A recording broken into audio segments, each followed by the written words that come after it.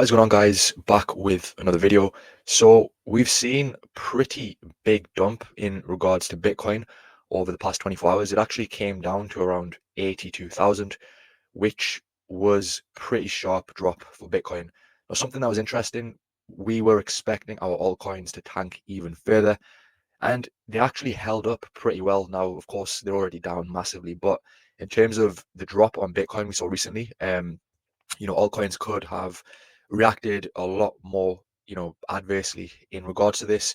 But then it has sort of, it did have a nice bounce back, and it's sort of it's struggling to find, its range basically. So currently just under 85k. I do think it's possible we could, retest 82,000, potentially even, drop lower, potentially 80k. I do not think that's off the cards, but it appears that altcoins are now, holding up in regards to the drops surrounding Bitcoin. Right now, again, we could see further drops in altcoins, but as I've said previously, I do expect majority of the dumps are done. Now, we did get some, more bad news in regards to additional tariffs from Trump placed on China, additional 10%, which of course is not good. So, he just continues to, pretty much wreck the markets, and he's not really what everyone was expecting when he was voted in, but you can't really expect much more from these people. So in terms of dominance, we did see a small drop in dominance. It did sort of hit around 62%, has come down very slightly. We sort of look at a 1% drop now as something major, but in reality, when we see alt season, we're going to see this, come under potentially, 50%. And, that is what we really do require. Now, in terms of projects, in terms of AI, we've saw some very good news in relation to Nvidia's revenue, which was higher than expected, nearly 3% higher for Q4. So this news, when we had the AI run, would have resulted in a massive surge in AI projects. And pretty much the opposite has happened for AI.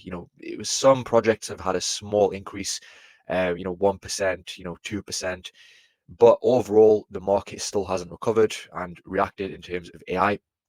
Now, I think it's a very good opportunity to look at solid AI projects, guys. And I'm going to say this again, when it comes to projects, it doesn't matter what narrative you're looking at. You want a project that is continuing to develop, has a real sort of earning model in terms of revenue, real, partnerships, collaborations, talk utility. And again, you're probably tired of me talking about it, guys. This project, OORT, is the project which ticks all of those boxes, guys. They continue to develop, they continue to get partnership upon partnership, and they're not slowing down. And for me, ultimately, that is why I'm not worried about OORT, long term. This is a project that I can see performing well on the long term because they're earning revenue. It's a real business with different revenue streams. And, on top of that, what they're doing in regards to, storage, what they're doing in regards to the data hub, who they're partnering with, the sort of collaborations they're having is what you need for a project, right? So, as I've said before, the partnerships are some of the best I've ever seen. You've got some of the biggest, computing companies on board.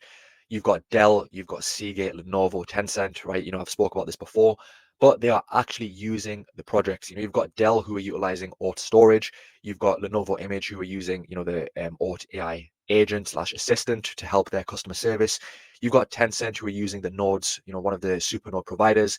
And then you've got Seagate who are utilizing the AI cloud services. And then you've got BNB Greenfield, the official storage provider for BNB, which is OORT, right? So, this is huge, and it's something which people are still sleeping on, right? People are still unaware because there's so much fear in the market.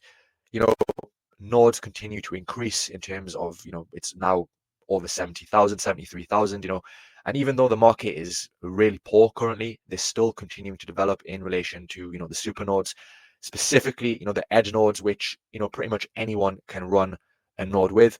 And this is where it comes into importance when you want to understand how a project, how a company like OORT is managing to survive. Now, through running some of the nodes, basically you need to pay a license fee, annual fee to activate the DMOS device. And this helps you to basically start mining OORT. Now, this fee is something which helps to, gain huge amounts of revenue for OORT, one of their main primary revenue streams. And you can see, guys, just in terms of how many edge nodes they have. They have nearly 50,000 nodes, and these people will be paying an annual license fee. So, as I've said, they're going to continue to grow the nodes, and the nodes are going to continue to increase. What that means, it correlates directly to increased revenue streams, right, in terms of the license fee.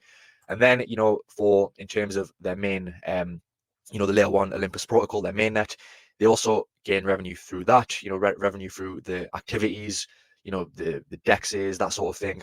And then also, you can't forget their OORT storage platform, which again, big companies such as Dell are utilizing, and other companies as well. And then, of course, their OORT AI, their assistant, their AI agent, and then also what they're developing in regards to the data hub, and in the future with the release of OORT Compute, which of course will come later in the year.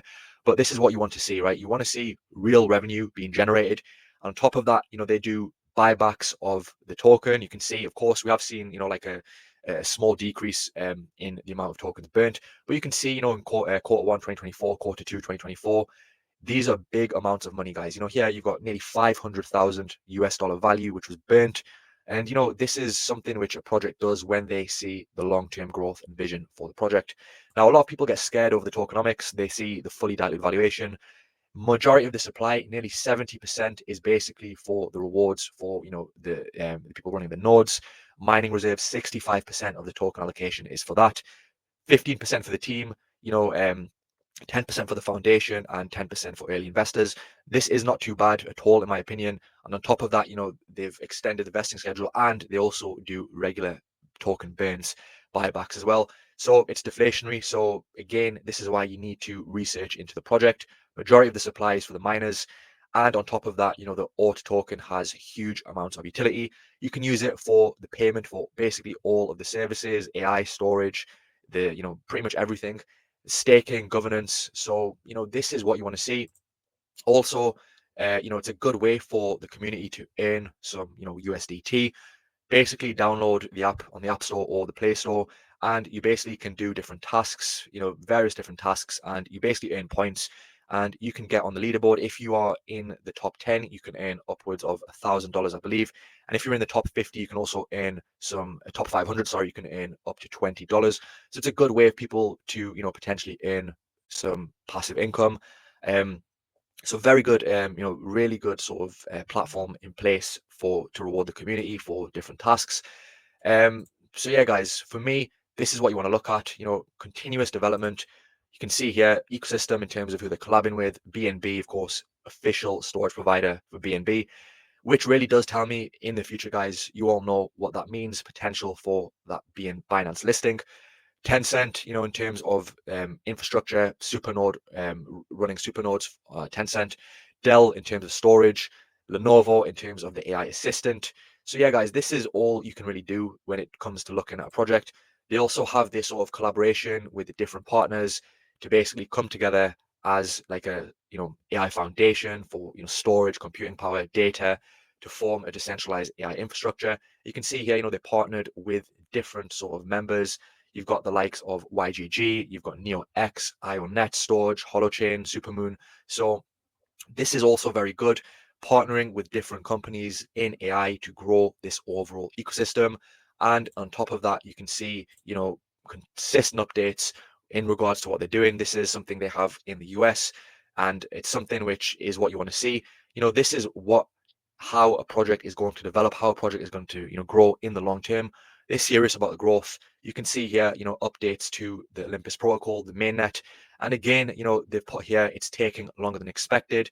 Originally, they did say end of February, but, when they come out and, they take accountability and they tell the community that it's taking longer than is expected, that's fine, guys. It's when a project goes silent, for months on end, is when you should panic. And OORT, in terms of what I can see in terms of my own research, is a project which has my trust, and it's why I still continue to DCA. You can see here different meetings, different summits here. You know, you can't really ask for more, guys, right? A project which is in multiple narratives, AI, storage, Depin, layer one. It's going to perform well, guys. And I think this is where you want to shift your focus into solid, utility plays, which is where these big investors, these big players are going to look into. And you know, for me, this is one of my favorite projects overall, and I will continue to DCA into it. A lot of people, you know, someone commented, "Am I paid by OORT?" I'm not paid a single penny. It's a project which I've got conviction in, guys, and I only bring you projects which I have conviction in. I show you everything I look for. I look at the tokenomics, I look at the token utility, I look at the use case in terms of, are they earning revenue? You know, have they got a docs team? Are they partnering? Are they updating the community? And they're doing everything. So for me, that is all I can personally look at. In terms of the price, in terms of where I can see this going, guys, you know, it's come down significantly. Of course, you know, pretty much everything is down. You know, 17.6 million in market cap. Now, I still stick by this, guys. I can see OORT hitting 1 billion market cap. Now, whether or not that is going to happen over the next few months, or whether you've got to ride this out towards the end of 2025. Ultimately, for me, this is a project that I don't have any major concerns with holding long term. And as I've said, I think 1 billion is definitely possible. That would be over a 50x. And if you do not want to wait for a billion, you know, you can still make close to a 30x at something like 500 million, guys. For me, very, very possible.